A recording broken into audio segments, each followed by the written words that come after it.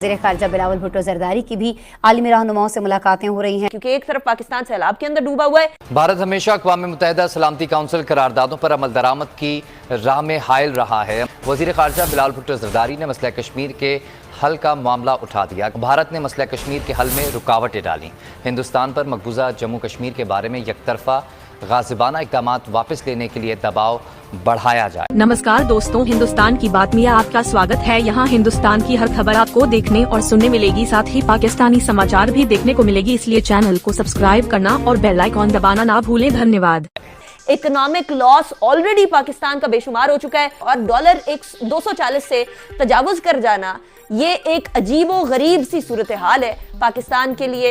मेरे प्रोग्राम में शेख रशीद साहब ने फरमाया था कि ये 250 रुपए तक जाएगा और अब मुझे डर है, खतरा है कि कहीं ये बात वाकई में सच साबित ना हो जाए, क्योंकि एक तरफ पाकिस्तान सैलाब के अंदर डूबा हुआ है, इकोनॉमिक लॉस ऑलरेडी पाकिस्तान का बेशुमार हो चुका है, और दूसरी तरफ हमारे यहाँ की पॉलिसीज इनकंसिस्टेंट होने की वजह से यहाँ बिजनेसेस भी सफर कर रहे हैं और डॉलर के महंगे होने की वजह से जो बिजनेसेस इंपोर्ट करते थे चीजें वो वैसे ही अच्छा खासा दजका खा चुके हैं। आलमी मार्केट के अंदर पेट्रोलियम मसनूआत की कीमतें भी आसमान से बात कर रही हैं।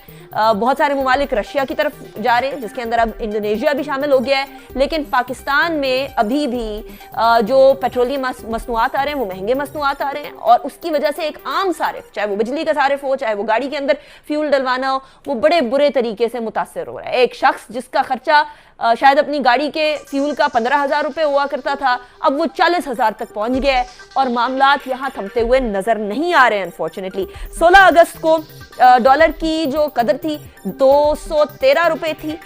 उसके बाद 29 अगस्त को IMF की मंजूरी के बाद जो है वो ये डॉलर 218 के ऊपर था। बाय दैट टाइम 218 पे आ चुका था, लेकिन कोई बेहतरी की तरफ डॉलर नहीं गया। 31 अगस्त को IMF से किस्त मिलते ही डॉलर 2 रुपए और बढ़ गया, 3 रुपए और बढ़ गया और 221 के ऊपर चला गया। उल्टी गंगा बहने लग गई, जहां बेहतरी होनी थी वहां बेहतरी होते हुए नजर नहीं आई। आज जो है ओपन मार्केट के अंदर डॉलर 240 से ऊपर है, कल भी 240 से ऊपर था और इंटर बैंक के अंदर भी मामलात वो इस तरह की सूरत हाल है कि जैसे डॉलर जो है वो खंजर लेकर पाकिस्तानी अवाम का कत्ल करने निकला हुआ है। होने क्या वाला है, पाकिस्तान की इकोनॉमी को संभाला कौन देगा, या कोई देगा भी या नहीं देगा। वो स्पेशली वो जो दोस्त जिनकी तरफ हम देखा करते थे, अब उन्होंने भी थोड़ी थोड़ी जो है वो अपनी आंखें फेरना शुरू कर दी हैं डॉक्टर साहब।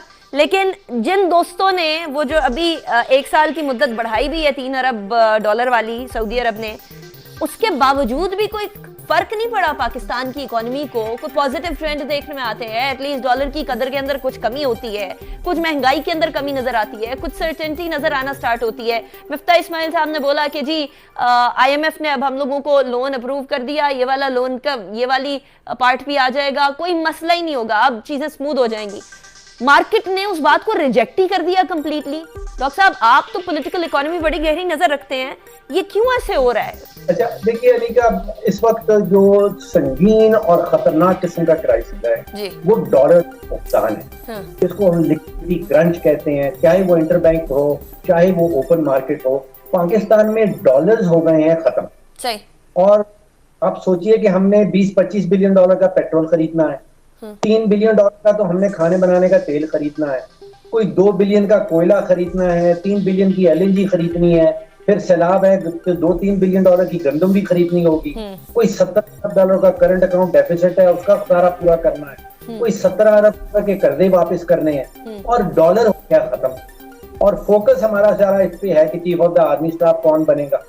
तो फिर ये कैसे मामला होंगे? मुझे तो हारून साहब बड़ा सीरियसली ये लग रहा है कि we are rushing into some sort of a financial emergency. यहाँ को डिक्लेयर करनी पड़ेगी। अच्छा। अगर तो सिम्त में आप चलते रहे जिस सिम्त में हम जा रहे हैं तो बड़ा वाज़े है कि वी आर सून और very soon going to hit into some sort of financial emergency. और फाइनेंशियल इमरजेंसी में ये हो जाएगा कि इतने सारे डॉलर रह जाएंगे कि या तो आप गंदम इंपोर्ट कर लें, कुछ खाने पकाने की चीजें इंपोर्ट कर लें, और या फिर आप अपने कर्जे उतारें। दोनों काम इकट्ठे नहीं कर पाएंगे। सही। तो मुझे तो हालात खराब से खराबतर होते जा रहे हैं, नजर आ रहे हैं, अगर हमारी फोकसेस और अगर हमारी तरजीहात यही रहें। ठीक है। अच्छा, अब और तरजीहात तो फिलहाल नवंबर तक तो यही नजर आ रही है डॉक्टर साहब, तो आप जरा बड़ी खौफनाक किस्म की खबर सुना रहे हैं हमें। लेकिन शकील रामे साहब, हम लोग तो बाकी दोस्तों की तरफ भी देख रहे थे, इन्वेस्टमेंट की तरफ भी देख रहे थे, चीन हो, अमेरिका हो, बाकी हमारे अरब मुमालिक दोस्त हो, हम अपनी तरफ क्यों नहीं देखते? कभी जरा शीशा आईना सामने रख के हम क्यों नहीं देखते कि हम क्या कर सकते हैं? पता नहीं, शायद हमें अपनी शक्ल पसंद नहीं आती। अच्छा। तो पता चल जाता है कि हमने क्या काम किया है। हाँ। देखिए, जो बात है ना कि हम अपनी तरफ क्यों नहीं देखते, ये हमने शुरू दिन से देख रहे हैं कि जो हमारा स्ट्रक्चर सिस्टम है कि जिसमें हमने इन्वेस्टमेंट को हम कोई इतनी ज़्यादा अहमियत नहीं देते। हम कर्जे लेने को ज़रा अहमियत देते हैं, हम जब मुफ्त का कहीं से कोई पैसा आ जाए तो ज़रा अहमियत देते हैं, तो उस पैसे को ना मुफ्त में बांटने को भी अहमियत देते हैं। जिस तरह सास प्रोग्राम खड़ा कर दिया, बेनजीर इनकम सपोर्ट प्रोग्राम खड़ा कर दिया, आपने प्रोडक्टिव रिसोर्सेज पे नहीं लगाते। अभी बात कर रहे थे फरक साहब वो कि शायद हम हिट करें। अभी देखें ना, अभी सऊदी अरेबिया का 3 बिलियन निकाल दें और चाइना का 4.5 बिलियन निकाल दें, तो क्या हम इमरजेंसी तक पहुंच चुके हैं कि पहुंचने वाले हैं? फिर यानी कि ये हमारे दोस्त है ना 2-3 जो कि दुनिया में हमारे साथ हमेशा खड़े होते हैं, वो ऑलरेडी आपको ऑलमोस्ट 7.5 बिलियन का यानी कि डेफर मिल चुका है। उसके बावजूद आपके पास ये हालात हो चुके हैं कि हमारे पास, हम जैसा फरक साहब कह रहे थे कि हम किसी न किसी टक्कर मारने वाले हैं और उस स्टेज तक पहुंचने वाले हैं। दूसरी चीज यह है कि हमें इन्वेस्ट जो बेसिक चीज है समझने वाली, एक तो डॉलर की बात कर दी हमने कि डॉलर की कीमत तो अमेरिका में भी बढ़ रही है, अमेरिका का डॉलर स्ट्रांग हो रहा है। और वहाँ बड़ी इंटरेस्टिंग स्टेटमेंट थी, अगर इफ इट इज ट्रू, मैं पढ़ रहा था कि बाइडेन साहब कह रहे हैं कि इन्फ्लेशन मेरा मसला नहीं है। अगर उनका अपने मुल्क में इन्फ्लेशन मसला नहीं है तो दुनिया की तो उनको कोई परवाह नहीं होगी। तो वो तो हमें बड़ा क्लियर होना चाहिए कि हमें किसी तरह से सपोर्ट मिलेगी, वो इतनी बड़ी जरा नहीं है। दूसरी बात यह है कि हमें ना जो बेसिक हम निकलना चाहते हैं, अगर हमारी ख्वाहिश है तो वो सिर्फ यही है कि हम इन्वेस्टमेंट रजीम में जाएं।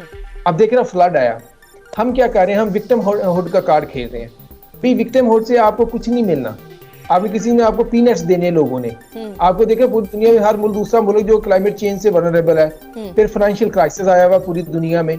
आप जर्मनी, आप यूरोप की मार्केट को पढ़े, जर्मनी में फार्मर जो है कि रोड्स पे आ चुके हैं, नीदरलैंड में आ चुके हैं, उनके क्राफ्ट्समैन यानी कि उधर आ चुके हैं। वो कह रहे हैं कि हमें दो, यूके में वो एक एलिजाबेथ के बाद वो कहने में सुनने में आ रहा है, वहाँ एक सीरियस जो है कि मुख्तलिफ डिपार्टमेंट्स अपनी स्ट्राइक्स लॉन्च कर रहे हैं। यूएसए में ये हो रहा है। इस स्टेज पे आप जाकर लोगों को कहते हैं कि हमारे फ्लड आकर हमें पैसे दे दें खराब में, तो कोई नहीं देगा। इसका एक ही हाल था कि हम अपना एक बेटर बिजनेस प्लान बनाएं, जिस तरह के भी यानी कि स्कॉटलैंड में भी अभी हुआ था, जो कॉप हुई थी। कैसे बनाएं? अभी डॉक्टर साहब ने बोला कि उस तरफ तो दहान ही नहीं है हमारा। देखिए किसी ना किसी को बनाना है। यहाँ तो आप देखिए ना, अब ये बात डिबेट शुरू करनी है, अगर तो for the sake of debate हम इधर लगे रहते हैं, एक दूसरे बुरा कह के घर चले जाते हैं, तो फिर इसका मतलब ये कि हम भी उनसे कोई खास मुख्तलिफ नहीं है कि जिनको हम अभी बुरा कह रहे हैं। अच्छा, देखिए ना, आप किसी ना किसी कोई चीज फेंकें, शायद किसी को क्लिक कर जाए। अच्छा। हमारा मकसद ये कोशिश करना, जैसे कबूतरों को दाना फेंकते हैं उसी तरीके से सियासतदानों के सामने हम लोग देखते रहे ना, कहीं ना कहीं कोई ना कोई चीज क्लिक करती है। देखिए हम बिल्कुल कहते कोई चीज क्लिक नहीं करती, तो ऐसा भी नहीं है। आप ये बताएं आपका प्लान क्या है? आप टेबल पे रखिए डिबेट के लिए कि जी हम बाकियों से इस तरह मुख्तलिफ हैं, हम शॉर्ट टर्म जो मैक्रो इंस्टेबिलिटी है उसको ऐसे डील करेंगे, ग्रोथ के लिए 5 स्टेप्स हैं, आइए आप हमसे डिबेट कीजिए।